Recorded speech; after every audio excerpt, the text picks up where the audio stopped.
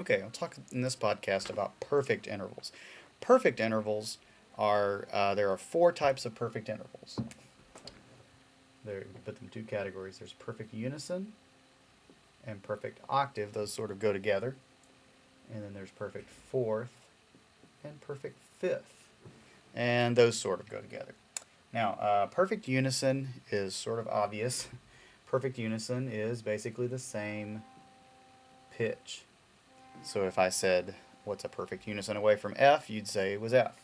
So in other words, this would be perfect unison, no distance, perfect unison.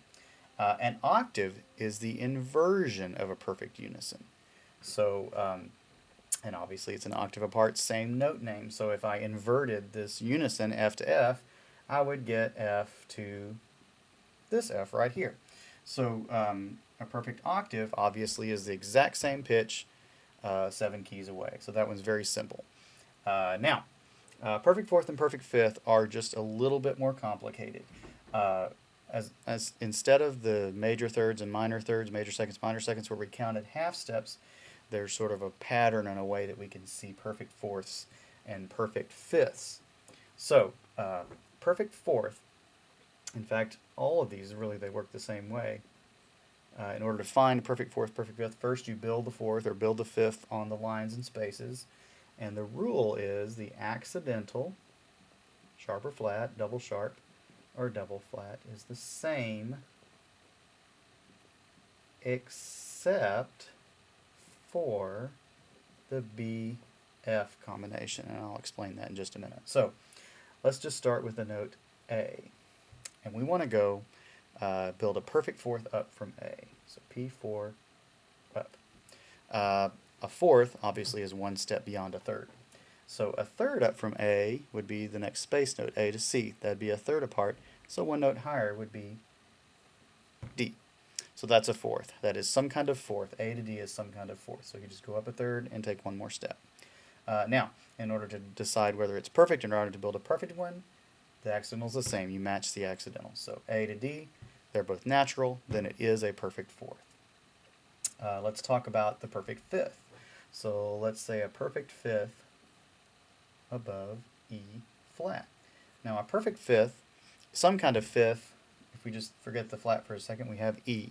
Some kind of fifth above E will be the note B, and this is the way we know that.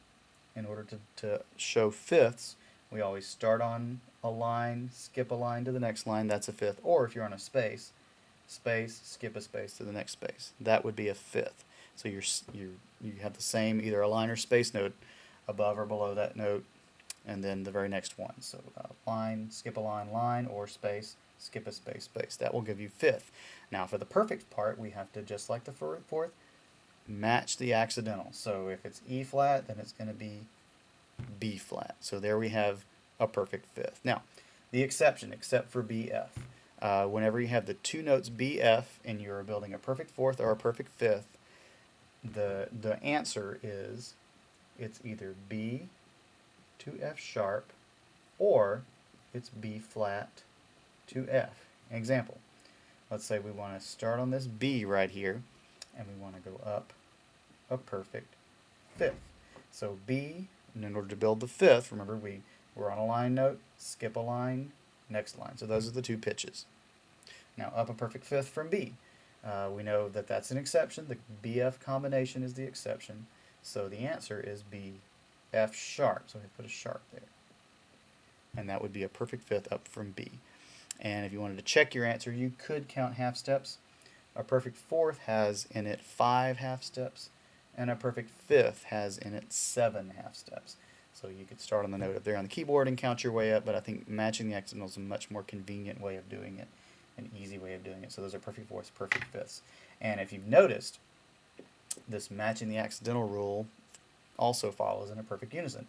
If you have the note C sharp, for example, and the perfect unison is going to be C sharp, the accidental matches. Or if you're talking about a perfect octave, just to give you another note, let's say we're saying the note A flat down here. We want to go up a perfect octave. A flat, A flat. You match the accidental, you get a perfect octave. So all 4 of these perfect intervals always match the accidental, except in perfect fourths and fifths for the BF combination. You just have to remember It's B F sharp or B flat F. Those are the notes that go together for perfect fourths and perfect fifths. So that's how you build perfect intervals.